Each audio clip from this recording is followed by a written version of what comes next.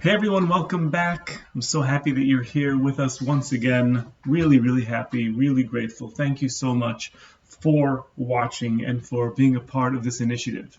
We're about 3.5 weeks away from Purim, and in our call last week, there was certainly a lot of a lot of you expressed that in general, you want to learn more about these holidays and especially what they mean for you now at this stage in life.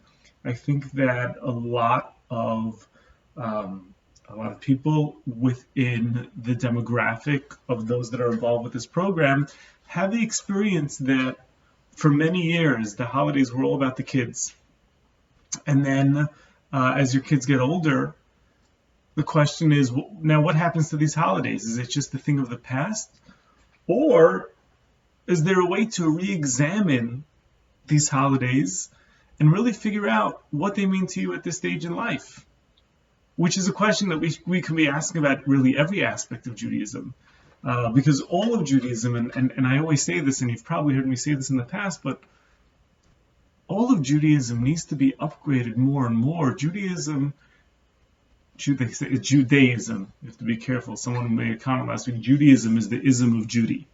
Judaism is meant for the 5-year-old, and it's meant for the 85-year-old. It's meant for the novice, and it's meant for the advanced. It's meant for the simpleton, and it's meant for the mystic. It's meant for the ancient era, and it's meant for the modern day era. So it's got to be relevant, and it has to be relevant to you. And especially there are certain holidays that are considered in the Torah, Kabbalistically, are considered extremely, extremely holy days, but because of the way that they're practiced, can be mistaken and can be overlooked as being something that's for children. Simchas Torah, it is one of the things that we're excited to bring our kids. It's the one that comes at the end of Sukkot. We bring our kids because they come and they dance with the Torah.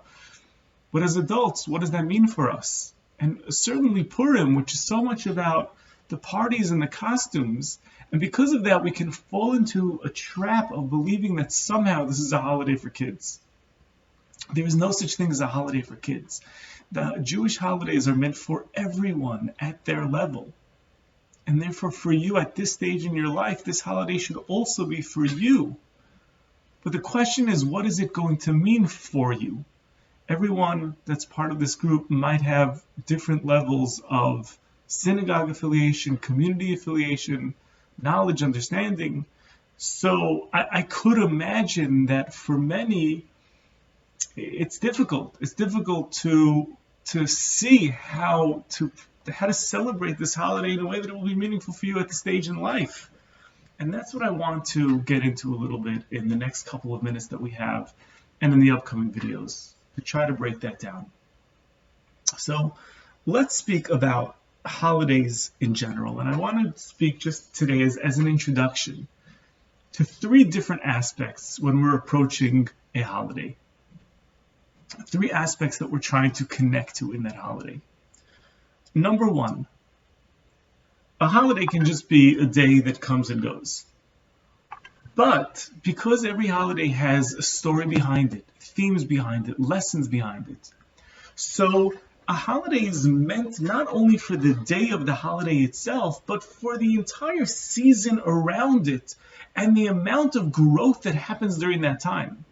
I don't think that when we call like the secular holiday season, right, which let's just say, Christmas time, New Year's time, if it was just Christmas Day or New Year's Day, it wouldn't be such a big deal. The reason why it's such a big deal and it's become such a central part of American culture, of not only American culture, but wherever those holidays are celebrated, part of the reason is because it becomes a whole season, and therefore you get the feels already, like each year, just because of the commercializing of it. So it gets earlier and earlier. But even aside from that, the season is filled, it's flavored with a certain sort of energy, and you tap into that energy and you get certain feels. Now, I don't know that those are necessarily holy things. It's certainly nice. It feels good.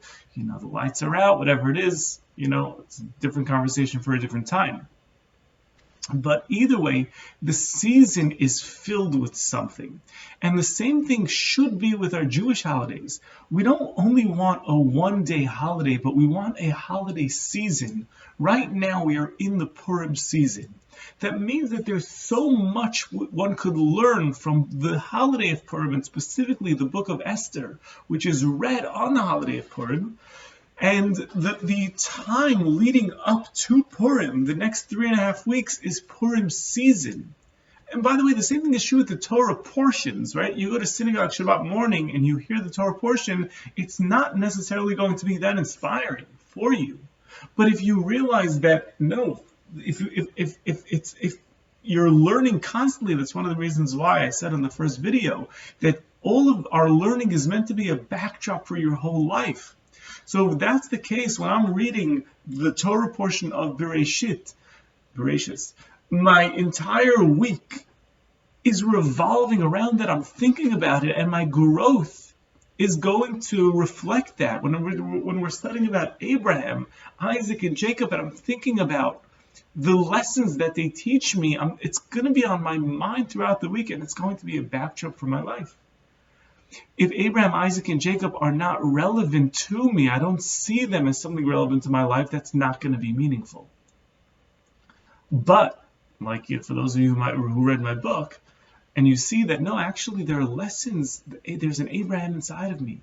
There's an Isaac inside of me, a Jacob inside of me. So therefore, as I'm reading about their stories, it becomes part of my life. I start seeing my world through that lens, and I'm constantly growing as a human being.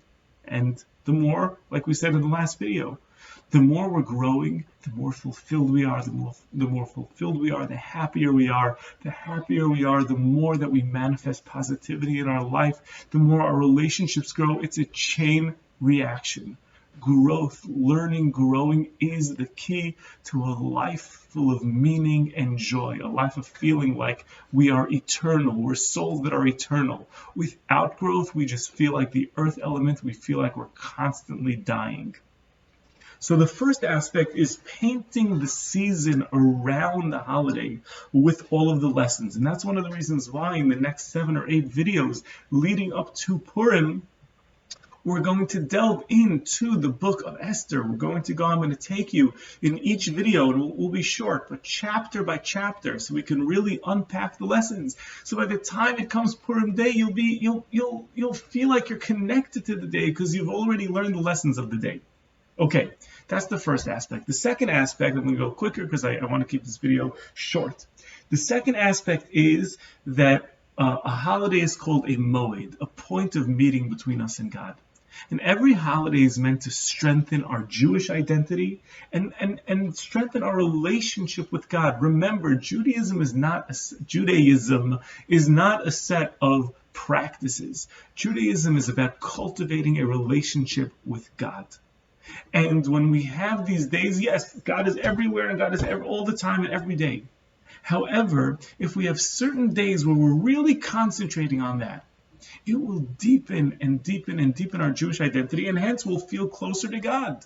And then also everything spills over into other aspects of our life. If you're not feeling spiritual, if you feel like you're just going by your Judaism is not meaning a lot to you, your relationship with God is not alive. These holidays are days to strengthen that. And that's something that you don't need to be religious, observant, orthodox. Any one of you, if you're listening, if you hear my voice, that's something that is relevant to everyone. Okay, so we have number 1, the holiday season and the lessons. Number 2, treating the day as a meeting point, a day to fill yourself up, your Jewish identity, and your spirituality. And then the final thing is that the day itself, every single holiday has in it specific mitzvot, specific ways to celebrate that day. And like all the other mitzvot of the Torah, we believe that every single time a Jew fulfills a mitzvah, it is some sort, this is why we're here in this world. It's some way to elevate ourselves, to make us holier, to make us greater. Both in this world and as Jews, we believe in the next world. We believe that we're always making these deposits into our spiritual bank account.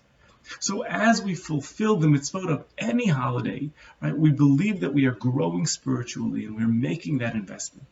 So over the course of the next couple of weeks, we'll learn about what those mitzvot are on Purim and how you, in your world, in your life, without getting dressed, forget the getting dressed up. That's a feature, that's a custom, that's about engaging the kids, and there are deeper messages in that as well that we'll speak about. But if you're not dressing up, if you're not part of it, don't worry about it, right? There is a way. That's not what Purim is meant to be. Purim is there as a holy day for you. And we'll talk about how to properly celebrate it. But at least for now, by way of introduction, those three aspects. Number one, the lessons that we'll learn creating the holiday season. Number two, a point of Jewish identity and relationship with God. And number three, the mitzvot of the day that are spiritual deposits into our bank account and into our soul. And we'll build on this as we continue. I'll see you guys in the next video.